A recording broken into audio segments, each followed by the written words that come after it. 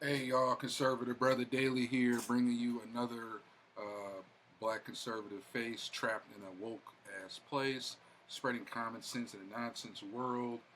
Today we're going to be talking about O.J. Simpson. I'm not black, I'm O.J. And I know he had a recent passing in I think it was June or May. I meant to cover this back when it happened, but kind of off, not being able to post as many videos, but definitely wanted to get to the kind of O.J. Simpson topic. There was a lot of hoopla recently. I think he passed in I think May or June. I think April or May, and then basically he was included in the memoriam at the BET Awards. And a lot of people are kind of upset about that. I mean, end of the day, uh, early on, as you can see in this little collage I have up here, uh, you know, he kind of had this sort of respect in the black community. He had a black wife, black kids, the OJ the Juice in the '70s, and obviously with the whole murdering his ex-wife, his ex-wife and the waiter. Obviously, that rubbed people off the wrong way. There's not a lot else to say about O.J. Simpson as far as the trial and him, even though he got off, and basically there was a civil case that he lost in '97, and even up until his death, he wasn't even able to pay the entire Goldman family off. So it's up to understandable. There's people that are upset, obviously, and I even agree with Mark Lamont Hill. He even had some good points about you know O.J. Simpson was this magnifying figure, and he should be condemned for the murder that he was. So I think the BET Memoriam, I guess, him having this whole murder stigma over him the past few years of past 3 decades of him.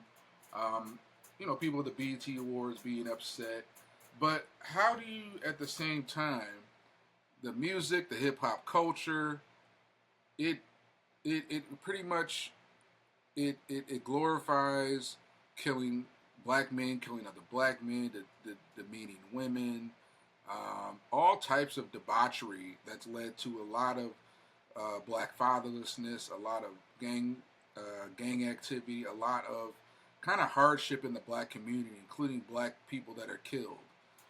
Yet, when it comes to one black man who at one point did mean a lot to the community, he got accused. Obviously, we think he's all guilty, but apparently he killed two white people. Which is still I condone any form of violence. At the end of the day, how could the black community kind of act all high and mighty when there are rappers that rap about killing black men, and killing other black people. Some of them have done it. Maybe some of them got off on it. We don't know, but it just kind of seems like a hypocrisy where the BET Awards and that very culture they spew, that all of a sudden they're on the moral authority side when it comes to, how dare you guys, put O.J. Simpson in the memoriam? Because we're BET Awards, we have class, and we're the better men. So I just found that kind of interesting. Um, and yeah, I think O.J. Simpson will continue to have a very mixed, blended legacy. I say on the conservative side of me, it's like, hey, you know what? This guy went out and made something out of nothing.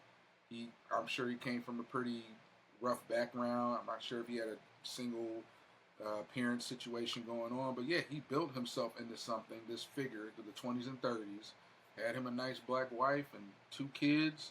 And once again, we don't know all the inner workings about the ex-wife. I'm sure there's some stuff out there about OJ's ex-wife. So not to say like, oh well, you never know what abuse maybe he was going through from her, or abuse she was going through from him that led them to split up.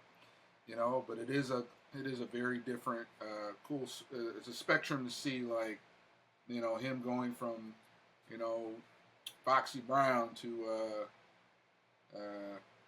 Pam Anderson, in a way. So the whole "I'm not black, I'm OJ," I think that still rubs a lot of black people off the wrong way to this day, because basically he kind of used that to kind of shun his black identity. Yet when he ended up becoming under fire for these murders, the first thing he ran to was Johnny Cochran and to the black community, which we kind of tend to have this sort of, that's okay, you know, we take abuse. We take abuse from Kanye, we take abuse from OJ, and then like as soon as they need us, we come running back like the mammy, like all coming to our arms, you know. Yet 5 minutes ago you were saying I'm not black, I'm OJ.